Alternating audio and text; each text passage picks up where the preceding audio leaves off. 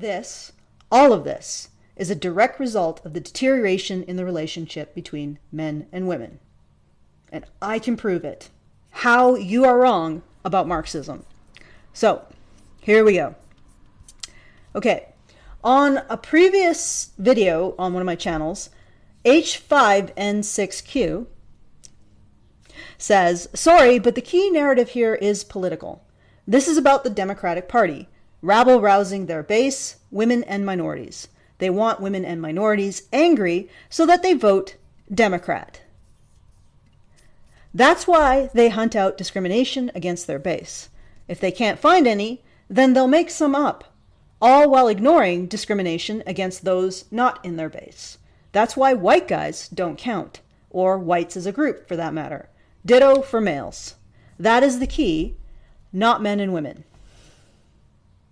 I'd like to point out that the statue destruction has now gone well beyond Confederate statues, to statues of abolitionists, to statues of Lincoln, to statues of the founders in the US. So this is almost like a war on statues. And I'm just putting that out there because it's the beginning of what I'm going to say next. A lot of people have referred to what's happening as a result of Marxism, a cultural purge, a march through the institutions. I personally disagree. This, all of this, is a direct result of the deterioration in the relationship between men and women. And I can prove it.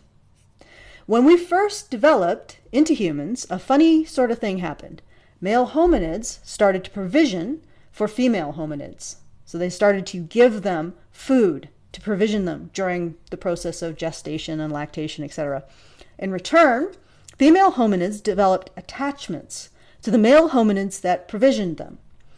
Pair bonding emerged, and it couldn't have emerged if the female hominids hadn't actually developed an attachment to the male hominids who were provisioning them. So it's sort of like the rise of the beta male, actually. This simple change created a childhood for humans. Not just an infancy in which mom raises us, an extended period of socialization, essentially an extended period of socialization in which we are raised by more than just our mother, but multiple adult members of our clan, including primarily and most importantly our fathers. This allowed for the development of ever more complex societies and complex thoughts and complex languages. And all of it is based on the instinct for men to provide for women. And there's a corollary to that, the instinct for men to provide for women in concert with other men. Every successful society is a productive one which means every successful society has figured out a way to capture men's instinct to provide, to produce more than they consume in order to fulfill their reproductive imperatives, to increase the productivity of the society. So there's an instinct for men to produce more than they consume. Not so much for women, but there's definitely one for men. And you see this in a lot of different pair-bonding mammals. You see it in wolves, male wolf dragging a carcass back to his mate who's nursing the pups. You see this in the robin that builds a nest for the female robin, and provision in pair-bonding birds and mammals. So this happens in the wild.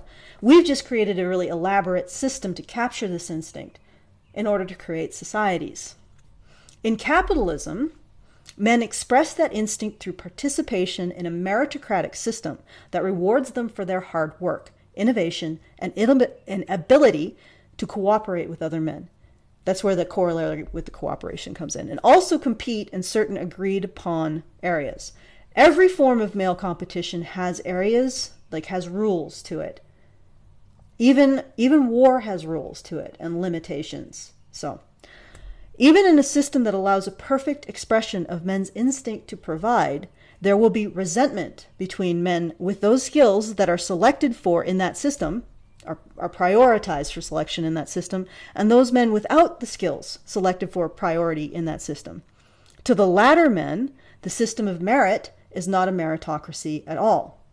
It's an imposition, an illegitimate and oppressive construction. When provision was measured in game animals, no doubt men with poor throwing skills regarded that meritocracy as rigged against them. When provision was measured in strength of arms, no doubt men who are not good at swinging a sword regarded that meritocracy as rigged against them. When provision was measured in, and when provision is measured in the ability to acquire capital wealth, well, I think you can complete that picture. This resentment exists regardless of the system of merit. I don't know what you would call a man who is resentful of other men's throwing skills. A vegan, maybe? I don't know. The resentment exists regardless of the system of merit, and it likely has existed since the first hominid male gave the first female hominid a handful of berries, and the second hominid male felt anger that he hadn't found that particular berry bush himself. And in most healthy systems of merit, the men who can't throw nap stone into spear tips. The man who can't swing a sword plows a field, and the man who can't acquire capital wealth becomes an academic. There the problem begins. There are usually systems of merit that exist in parallel that provide for the widest number of men a way to earn social capital, social status. However, and it is the process of earning social status in a presumed meritocracy that really produces the productivity of a society. However, there still remains a number of men who feel resentful that they have to develop merit, which is understandable to a degree. Women are born with value, while men are driven to build it. Of course, in some systems, the value that women are given is also taken away, but not in ours. Then there are the men who are convinced that they could build merit, but the system won't recognize their version of merit. An example would be the young communist men I talk to that seem convinced that communism will give them a job. They'll give them some social status. They want to work. They want to develop merit. They just don't know how the merit that they want to develop can be developed in a communist or a capitalist system, or how they can get a job. And they think communism will solve that dilemma for them. Little do they know.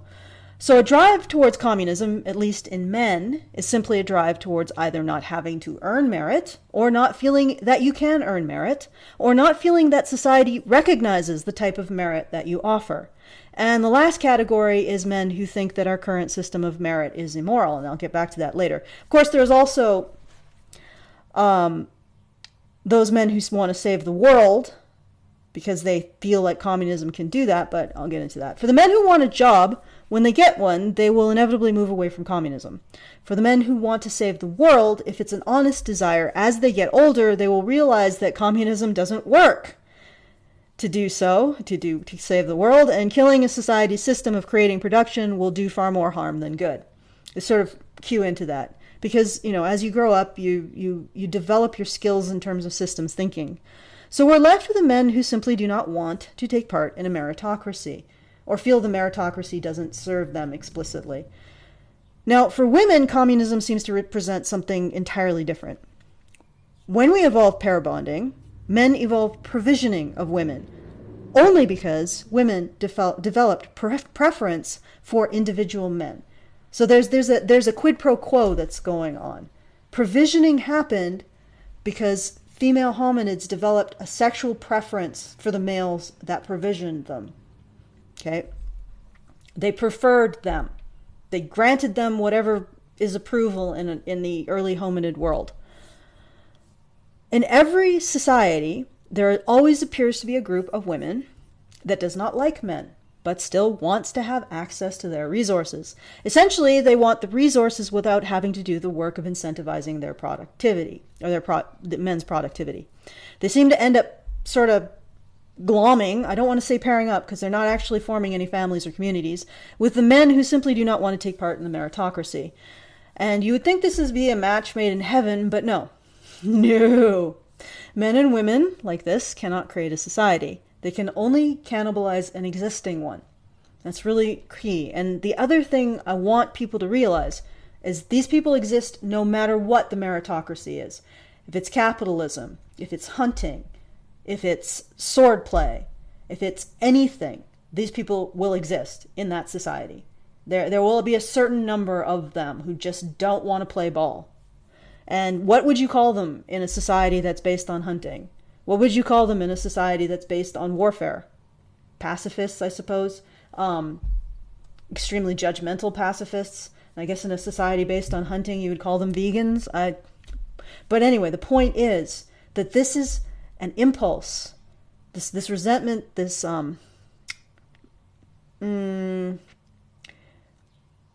resentment is always existent. It doesn't matter what form the meritocracy takes. There's always people who resent it, and they exist throughout all time.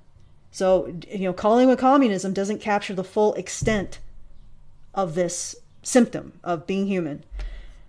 All right. Inevitably, when you take away men's incentive to create more than he needs, a man's incentive to create more than he needs to survive, you leave men alone, they'll just create enough to survive. And why would they create more? They need to be incentivized to create more. A family and a wife is that incentive. And when you take that away, you have to use threats of violence or imprisonment to get them to work, which is an inefficient way of compelling work. In fact, taking away men's incentive to create excess productivity leads inevitably to famine, as men have no incentive to create enough to feed more than themselves. You see how that works? And women generally don't create more than what is necessary to feed themselves, and generally don't create even enough to feed themselves. The Soviet Union would have torn itself to pieces even faster if it hadn't developed in what was fundamentally a peasant society. And also peasants in that case, they were used to a sort of top-down system of control with feudalism.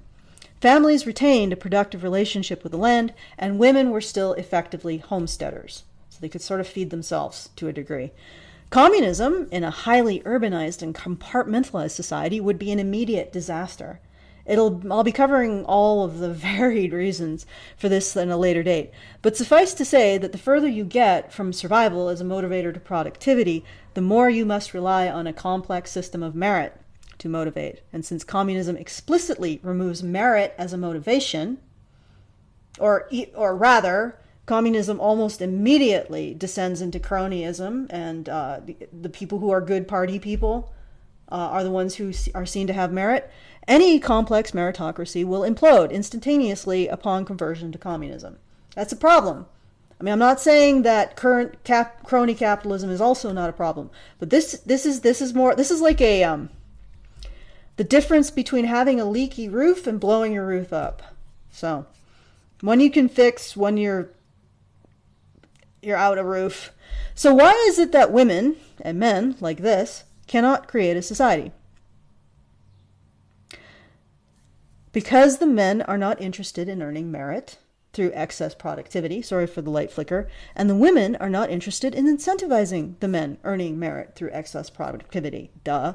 So where does the excess productivity come from? Required to run a society, especially a complex post-industrial society. It doesn't come from anywhere. It just doesn't happen, and everyone starves. They either die in a gulag or they starve. These parasites need a host to survive, well, until they kill the host.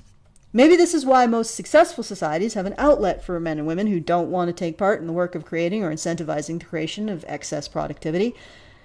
You could also call this patriarchy, but let's not go there today.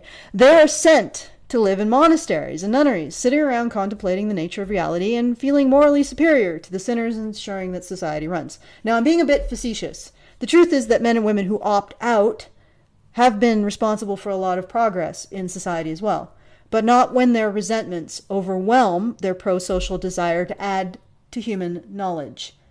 This is a little red flags here for current academia. Not when their desire to add to human knowledge is overwhelmed by their resentments, or their desire to simply be on top, illegitimately on top of the meritocracy. They decide that it's no longer good enough to be an academic. They also want to control the capital wealth of a society, or the wealth of a society, as its communist leaders. The overall point here is that these individuals, who reject their roles as men and women, manage to coexist relatively peacefully in most societies on Earth, like E. coli in the gut. There, as long as they're held in check by a healthy amount of other bacteria, and that they're there, and as long as they're not proliferating, they don't really cause illness. It might actually be beneficial in certain circumstances by controlling other populations of nastier things, even significantly so. or providing chemicals or something. I'm pretty sure E. coli does something. I could be wrong with that. Put that in the comments. It's when there's an imbalance that the proliferation starts and the dying begins. So where does this imbalance come from? In our case, it comes from removing a social force, keeping the communists in check. The people who hate the meritocracy and hate incentivizing the meritocracy. You know how communists don't like religion? It's more like a breakdown in the structure of religion creates communism. Why? Because religion mediates how women incentivize men. For women who have no interest in taking part in incentivizing the productivity of men, religion is oppressive. Likewise, for men who have no interest in earning merit in order to gain incentive and would prefer just to gain incentive. And then weird women who consider men an incentive to their productivity, I don't know. They fit in there somewhere. They usually find their place, doing things. There's no condemnation here, only observation. And not just that, religion mandates that men center God and women center men morally. Left to their own devices, men center women, because they're simps, and women center anything they damn well please, because they're thoughts. Which tends to open up a Pandora's box of strife, or intersectionality. When we remove God, Charles Fourier invents the concept of judging society by its benefit to women. A man centers women, men center women. And the women who walk in his footsteps invent all sorts of ways of saying how men haven't benefited them until we arrive at the modern day in which everyone knows that society, that is, the system of merit that incentivizes men's excess productivity for the benefit of people other than men, namely women, society is actually a system that benefits men at the expense of women. For 3 generations, we've done something very different than other societies. We've told young men explicitly that meritocracy, the meritocracy at the center of our society's prosperity, is sexist, a result of male privilege, a system of hatred of women, toxic masculinity, patriarchy. Check your privilege. For 3 generations, we have told young men to regard their participation in society as antisocial, meaning the meritocracy itself is immoral. Now, this is way beyond anything we've seen before, because usually these people are like, I don't like the meritocracy for my own self-serving reasons. Now we've told generations of young men that they shouldn't like the meritocracy because the meritocracy is essentially Satan. Whew! I wonder if that's going to backfire on us. For 3 generations, we have told young men to regard their participation in society as antisocial, their cooperation, their desire for achievement, their desire for pro-social advancement, meaning the meritocracy itself is immoral. It's a patriarchal construct that only exists to keep the woman down. The very act of wanting to achieve for young men in this structure is immoral. But the nature of the beast doesn't change. Young men still want to pursue systems of earning merit.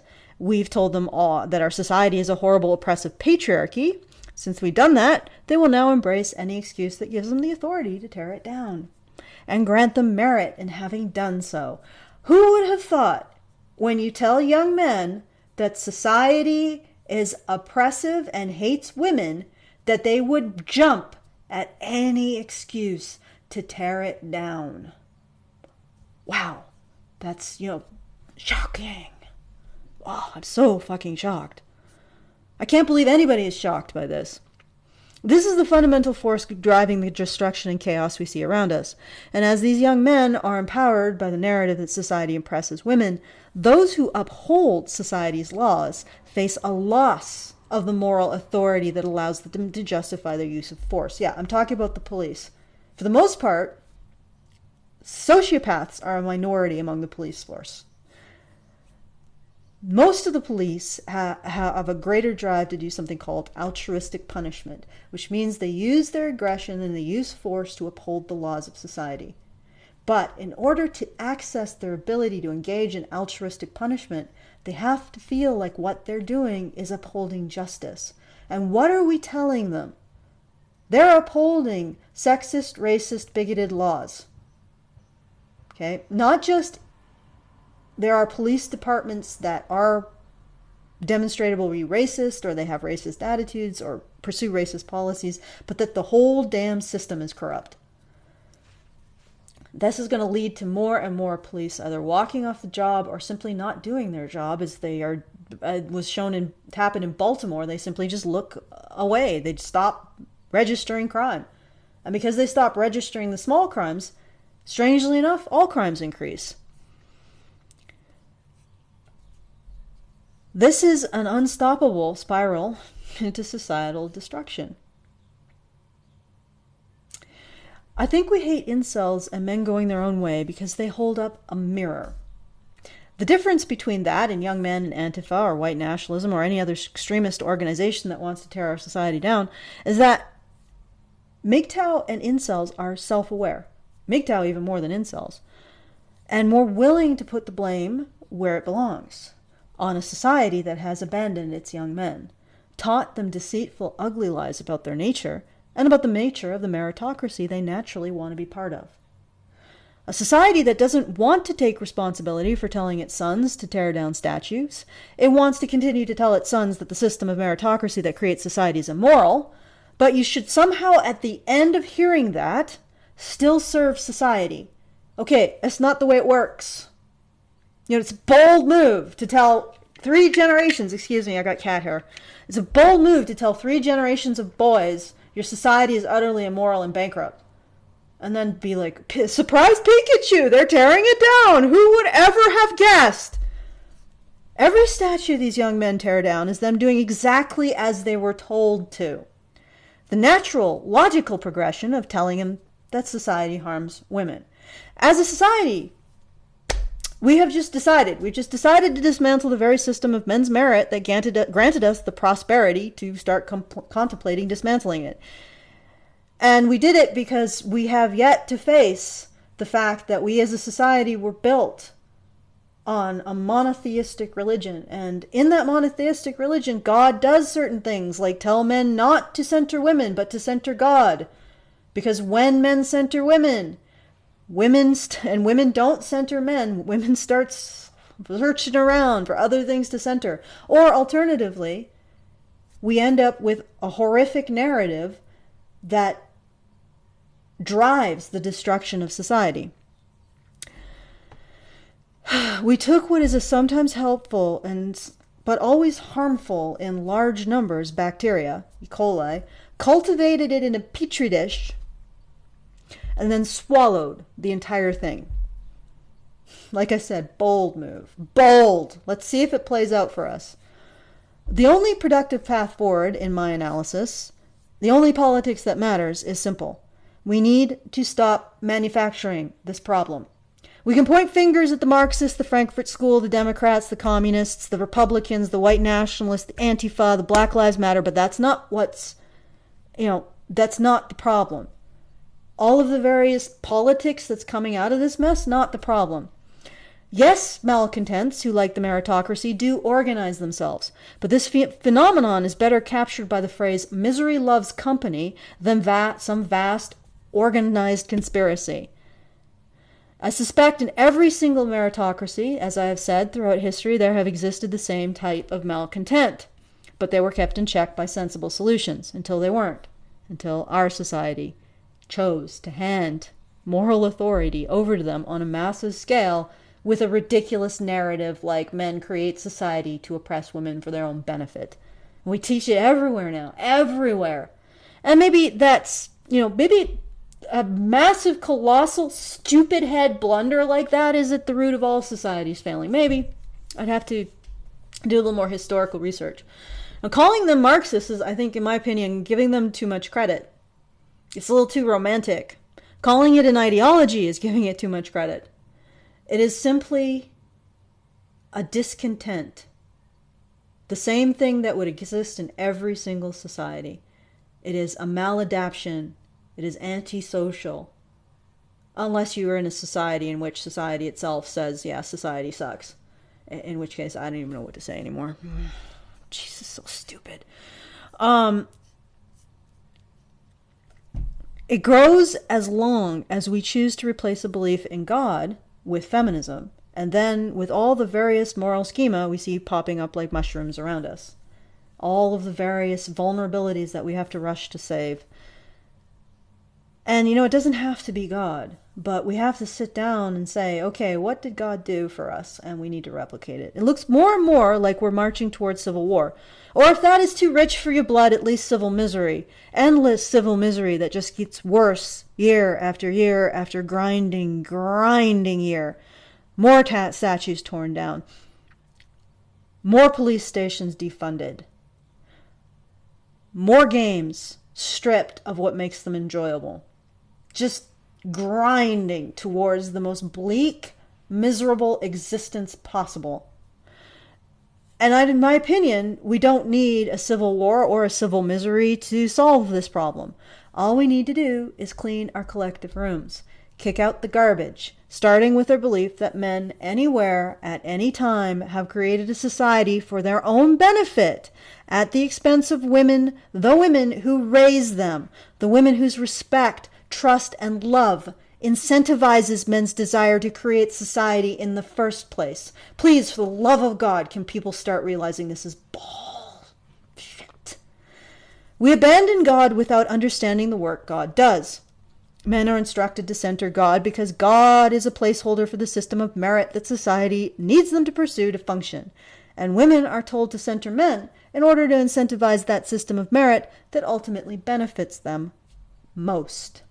If we want to replace God, then we need to replicate what God does.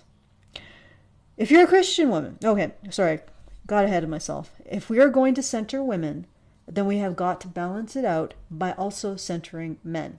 If you're a Christian woman, it's really simple. God already commands you to do this. And if you're a secular something or other whore of Babylon like me, then it's maybe a little more complex. But ultimately, I think pretty clear. Just care about your man. You don't have to submit. You don't have to believe. You just have to love. Act ethically and be a strong shoulder for him when he needs it, and recognize his vulnerabilities and do not hate him for them. That's it. Let them change your actions. Let them make you feel guilt and contrition. Okay? That's it. That's all that needs to happen. No civil war, no bloody revolution, no purges. Just love.